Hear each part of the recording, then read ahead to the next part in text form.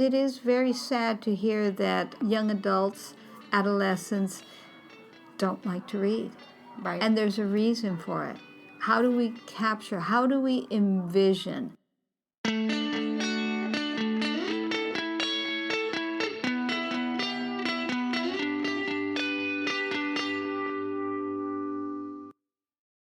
Hi, everybody. Welcome to the Highlighter Podcast. This is Anne. And for those who are new, special welcome to you. Let me tell you a little about what we do here. We take a topic each month and we focus on the story behind the statistics of that month. And this month, we're focusing on reading and specifically how it's taught or not taught. So here's the statistic for today. The National Literacy Trust reports that from over 2,000 teachers surveyed, only 3% felt like they had the knowledge to improve their students' literacy skills, even though only 1% said that there was a lack of commitment to improving literacy from the leaders at their school. And I also just know that to get a credential, you do need some sort of reading instruction course. So let's put all this together. Future teachers take classes in reading instruction, and then they get a job, and they show to a school where their school leaders believe in the importance of improving reading levels at that school. And yet, with all of that, only 3% of teachers are confident they can raise reading levels or that they know how to improve literacy skills. And to me, that is a huge problem. So today, we're going to talk about some possible solutions. We have Dr. Josephine Arce as a guest. She's a professor at SF State, where she's been for almost 19 years. And she's a professor of literacy and bilingual education. She's also now the head of the Department of Elementary Education. I have a literacy specialist certificate from SF State, and when I was in that program 8 years ago, she was the head of that program as well. So a lot of good experience to share. Thank you so much for being on the Highlighter Podcast, Dr. Arce. You're welcome. Good Did I get that right? 19 years? No, actually 30-some years, almost 39. How long have you been at SF State? 20. 20 years. 20 years as a professor. Right. So before that, you said 39, so 19 years as a teacher. I was in San Francisco Unified. I was in Long Beach, yes. I was a reading specialist, a reading recovery teacher leader. A lot of roles. And I'm curious, before all of that, when you were a kid, did you see yourself as a reader? Yes, very much. How did that develop? Definitely. What do you remember about becoming a reader? I came from a working class family, primarily a Spanish-speaking family, and my mother would always buy us books, and the school would have those, I want to say it was called Arrow Book Club. So you would order books just like Scholastics, and I would always get books, and I loved books. So you grew up loving books. How did you go from that to being a teacher of literacy? With a very difficult process, got hired in San Francisco as an emergency credential bilingual teacher. And then from there, I found my niche eventually, and I remember it must have been 1983, I want to say, that I read Jim Trelease's book, Read Alouds, and I thought, oh my gosh, this is really meaningful. And I began to read aloud to my children, my classroom. It was second and third grade, Spanish bilingual. At that time, there weren't many Spanish bilingual books, and there certainly weren't any content books. We literally had to translate everything. So I used my resources and tapped on my own educational background, my own community activist background, and life to teach. And every day I would read to the kids. I have to pause and ask you a question because this is one of the things that you had said in class that has stuck with me, and you're probably not even going to remember. But we were talking about reading aloud, and I said, what do you think about reading aloud in high school? Do you remember what you said?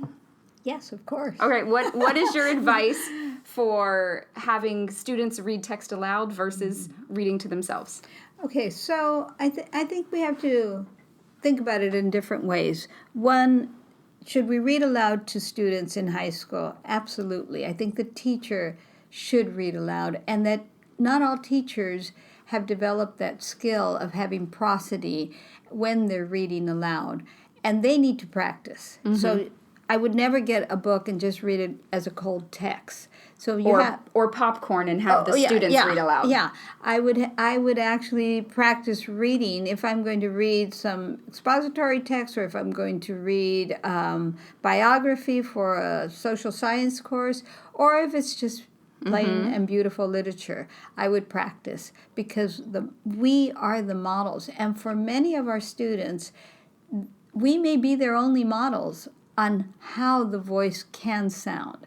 And we want to engage them. We want to help them feel that transactional relationship with the text, with the author, with the characters, to unite as one body. And so how else will youth get that experience if we don't model it? And then in the classroom, other forms of read alouds, yes, in high school, I would pair kids up. And I wouldn't put extremes. I wouldn't put that very, very high student with a very, very low, or even a moderately low. I would get a moderate student that still needs scaffolding with a lower student, so they could help each other and they could listen to each other. And then with the modeling that goes on in different ways, that would help them. I would also have kids have questions, guided questions, because part of the being able to read with prosody, the ultimate goal always with reading is comprehension. Sure. And if they're not comprehending, and they may not be able to comprehend because they don't have a couple of guided questions. It doesn't have to be 10, it doesn't have to be even 5, but between 2 to 5 questions to guide them in the reading. To know their purpose. Discussions are really important. So if you're doing some reading, some paired reading or independent reading or guided reading, you also have to create time. You must create time to have discussion about that reading. I mean, that's what we do. That's so hard in high school, though, because, for example, I teach AP, and they have reading every night for homework. And I'm just going to turn this into a session for me, because I have specific questions about this. First off, the way our school is, anyone who has passing grades can sign up for AP, which means I have a very large range of ability, and some unable to read the textbook and comprehend because it's an AP textbook. Any advice for what I do when the reading is supposed to be homework, and I know students, some of them aren't reading and are either cheating or they're just copying some words down, but they're not understanding? Okay, so I think there's a couple of possibilities. One, I would say that they need anticipation guides, so some kind of guides that teach them how to do note-taking, and I know teachers are doing that. We cannot retain most of what we're reading or lectures that we're hearing, and so we need to be able to teach students to be strategic. So having some type of guides that are meaningful, not just, okay, pick 5 words, answer this question, but actually things that can be meaningful. Looking for text features, finding important information. And then when they come to class, this is something that I think is really critical. Giving them at least 5 to 7 minutes to review their notes or have some silent reading time so that they could refresh their mind, joggle their mind again, and then let's have some discussion. And then you do your mini lesson, or you go on with your content, however it is that your structure is. But you have to give the brain a little bit of time to reconnect.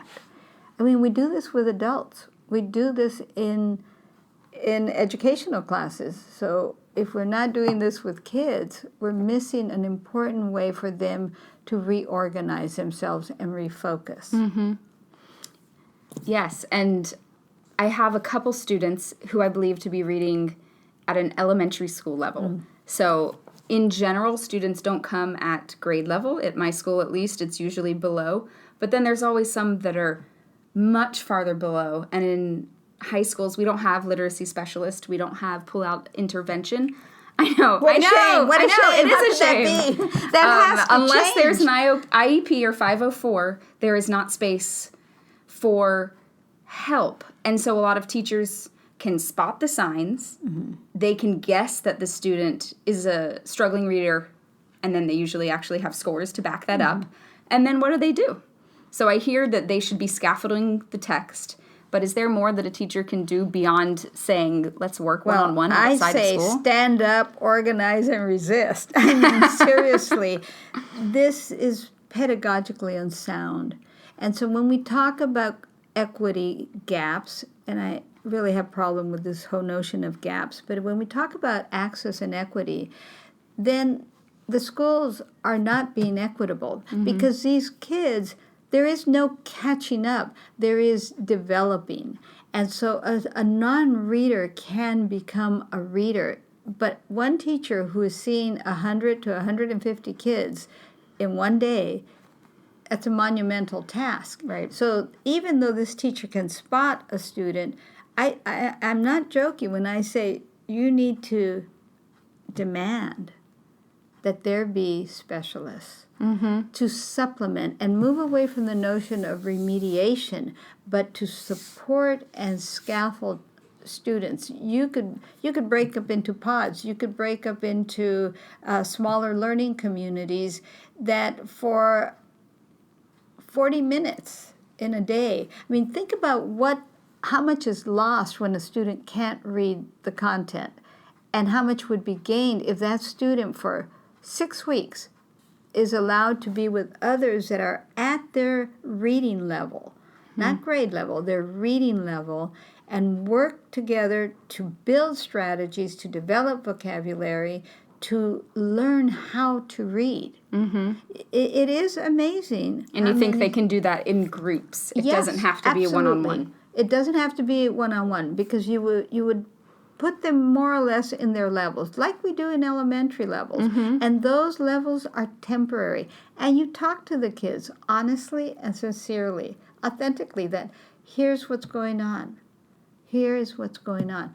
I have to just interject this one experience I had here in the credential program many years ago. We were talking about language variation. And one young woman, she was Filipino, said,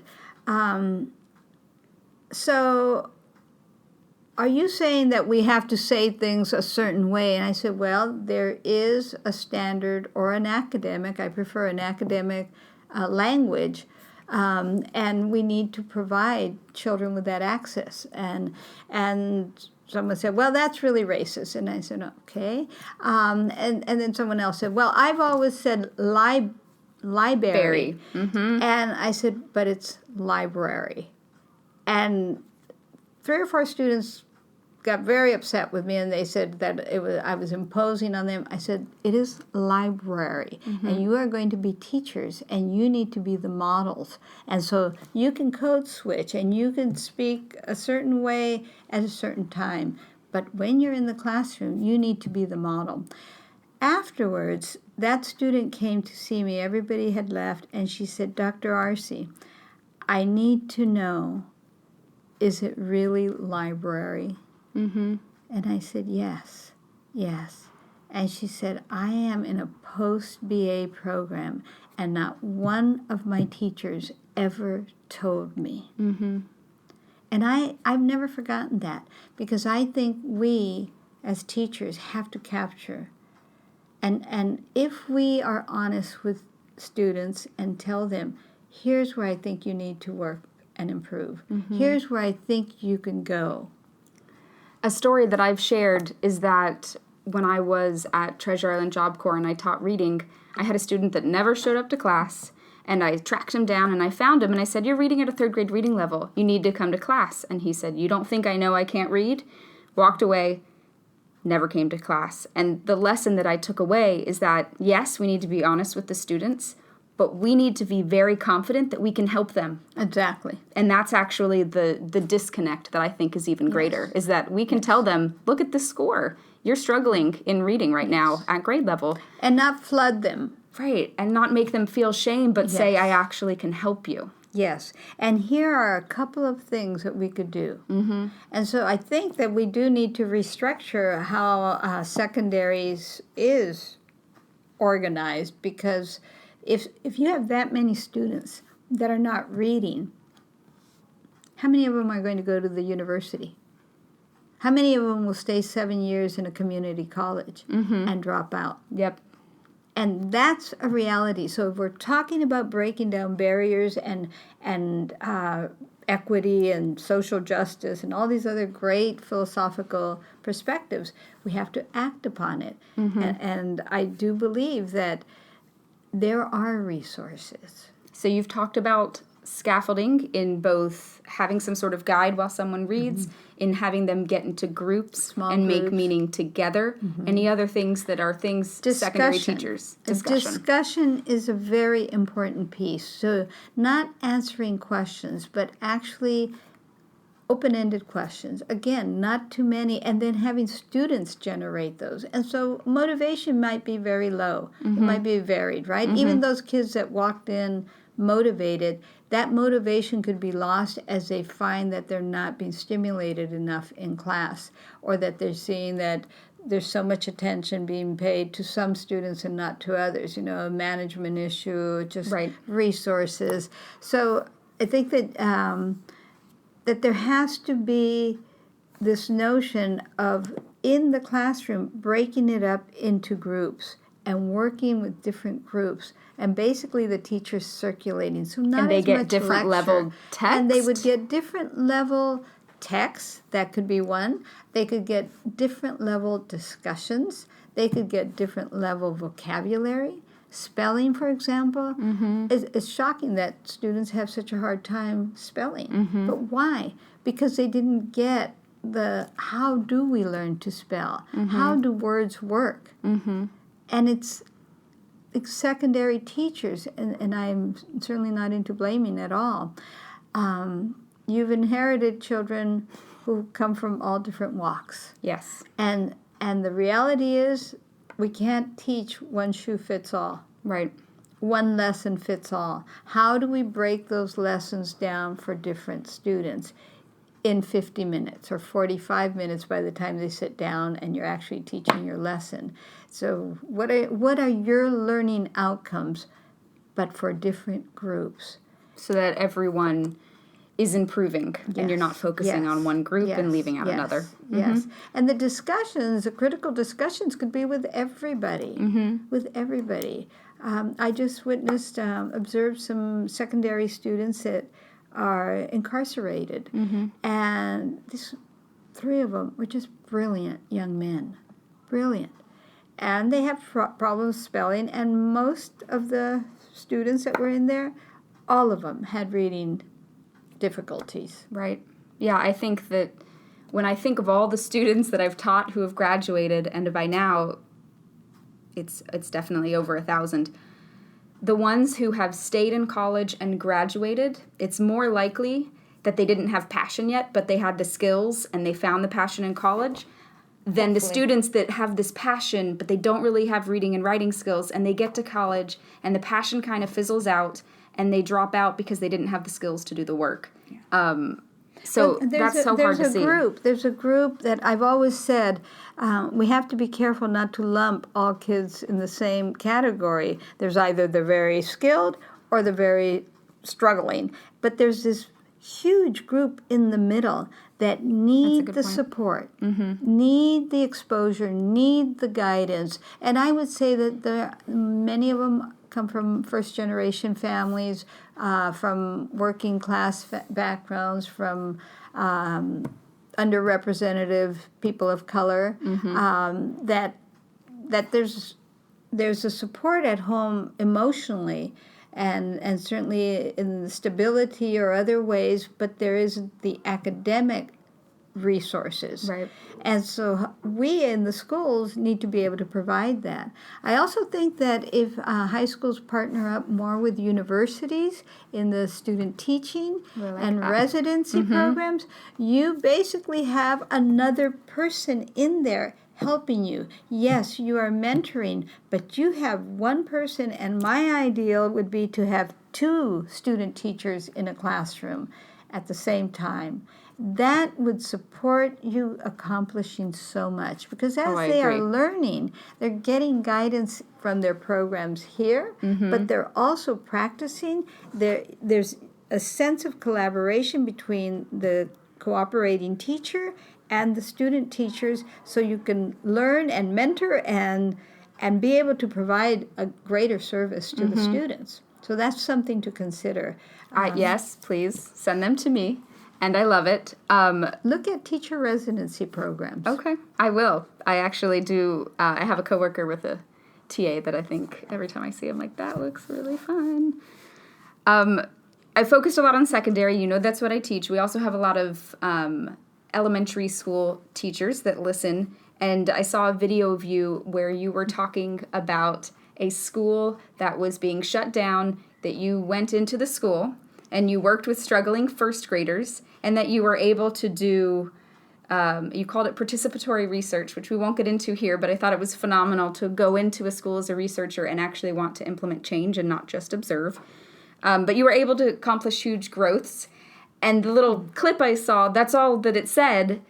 And I was left thinking, what did you do? So I know it's not just secondary teachers that struggle with how to teach reading so that everyone is improving and there's a love of reading growing and all of the good things we want to happen around literacy.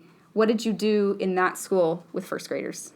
Well, that was quite a while ago. It was a Spanish bilingual program, and it became a Spanish immersion program. It's very, very successful in the school district, although I understand that Latino children are still faring behind, and that's not good. What's really important is understanding how the reading process works, or literacy process, whether it's writing, the role of oral language, the role of assessment. So having a comprehensive understanding of literacy and what does it look like. So how do we help, first of all, let's take young children, elementary school children, become strategic readers and writers. And for the teacher is how do we structure the classroom where you are using quality children's literature. You're using, I know now is very popular, Readers and Writers Workshop, but you're also scaffolding through guided groups, because that's very important. That's where you're teaching them to be strategic. And of course, when you work with the whole class, but the whole class is never going to have the lessons in the whole class are never going to be as powerful as small groups. And in elementary schools, you can circulate and create guided reading groups that are temporary. And we have to believe and see it and be effective teachers on how we're scaffolding to see the children move every 4 to 6 weeks. I would say every 4 weeks they should be moving in their levels. So how do you assess that? Well, there's many informal ways, but there's also some more formal running records. It's one of them. This is actually just me not knowing, do elementary school teachers sit once a month with each student and do running record that often? They don't necessarily do it once a month. They may do it 2 or 3 times in the semester. But some elementary teachers are selecting kids on a weekly basis and doing running records. It'll take, well, for a first grader, it might take 5 minutes, 7 minutes at most. Right. And as you practice, you get better at it. But generally, I would say a teacher does assessment, more formal assessment in the beginning, in the middle, and towards December, let's say, and then in the spring, 2 or 3 times. I think that's very important because assessment allows us to decide what's next. Right. It should inform your next move. Absolutely. So a teacher sees students flatlining or some sort of pattern developing. How do they? What would you tell that teacher to do next? Well, if I'm working with a student right now who's doing her graduate studies, and what she's seeing is that this group she's working with, that they didn't know how to read with intonation, what we call prosody, and they didn't know how to problem solve. And I said, and she wanted to do phonics, and she wanted to do this and that. And I said, no. Work on teaching them strategies. Right. How to search through a text, how to use the meaning in the case of lower elementary, the illustrations, the pictures, how to search through words, how to cross-check one informational cue with another. So always taking them to the illustration first before we drop them down to the word level. Those type of strategic steps will help a child forever. Mm-hmm. And that's where I think even at the high school or middle school level, that some students that struggle, they don't know where to begin. And they don't know how to problem solve. What I've seen, so I've heard the saying that around 3rd grade you switch from learning how to read to using reading to learn. And I always, when I heard that, I was like, well, isn't that cute? It's jingly, and it shouldn't be true because they're encountering harder and harder texts with new structures they've never encountered, and teachers are no longer teaching them how to read them. They're just assigning them and hoping that the student already has the skills, and that to me is there's a huge gap. At least when I was doing literacy work, a lot of the students, when describing when did you stop reading, it's somewhere in mid-elementary. I think that, first of all, kindergarten children are reading to learn every minute of the day. Yes, Preschoolers that's true. Yeah, I have a 1st grader, it's true, and a 3-year-old. Yes, and they are reading or attempting to read to learn. So that is a very outdated perspective. Mm-hmm.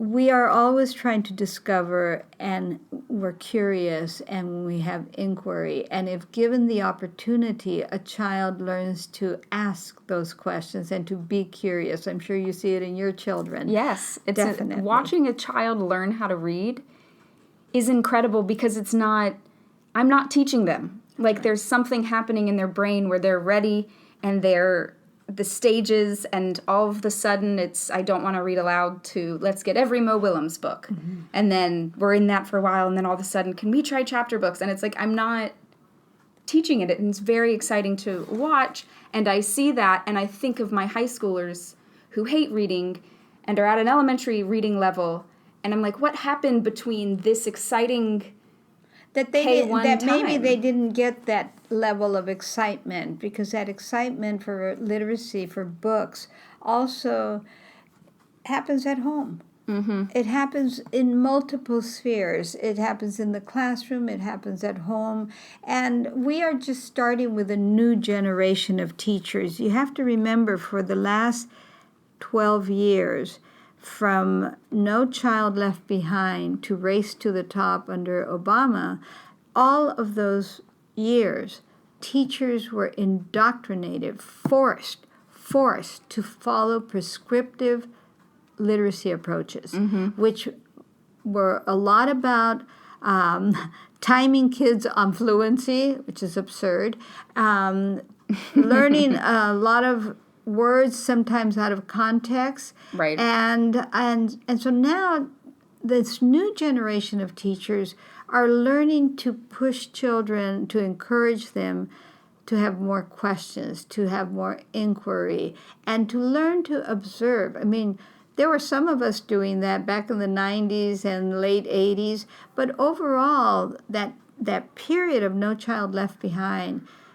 damaged a lot of intellectual, cultural workers as teachers. And so it's relearning for teachers, too. Yep. The pendulum is hopefully swinging back toward teacher empowerment. Yes. So what I might be hearing, at least what I think, you tell me if you agree with my opinion, is principals who are clamoring for, tell me what to buy, tell me what program is going to fix it, put that money into hiring more experienced teachers who simply know what they're doing, because you don't need to buy a program. Yes. Put that money into some collaboration and providing stipends for teachers to plan together and to have these deep and meaningful discussions where you bring in someone from the English department with social studies or science and English, because it's a false belief that in science we're not developing literacy or in math. We need to have that collaboration with teachers. So I would say money towards that, money towards buying books, quality books, and also literacy coaches. They're so needed. They are so needed. I think also rethinking how the classroom is structured. Because it is very sad to hear that young adults, adolescents, don't like to read. Right. And there's a reason for it. How do we capture? How do we envision? Think about Judith Langer's concept of envisioning, and what that means is, so we have to help kids recapture imagination. And some of it might be starting from their own personal narratives, their own stories, but then we have to push them beyond that. Right. So that it doesn't always come from personal experience. Right. That takes time. It can start, it can happen. I have a lot of hope. Oh, good. I'm glad you have hope. I know that you see the next generation of teachers often. Dr. Arce, thank you so much for being on the Highlighter podcast. To listeners out there, if you have stories that this has reminded you of, if you want to share good or bad experiences with being taught how to teach writing, call us at 415-886-7475. Happy reading and happy listening. Have a great week, everybody.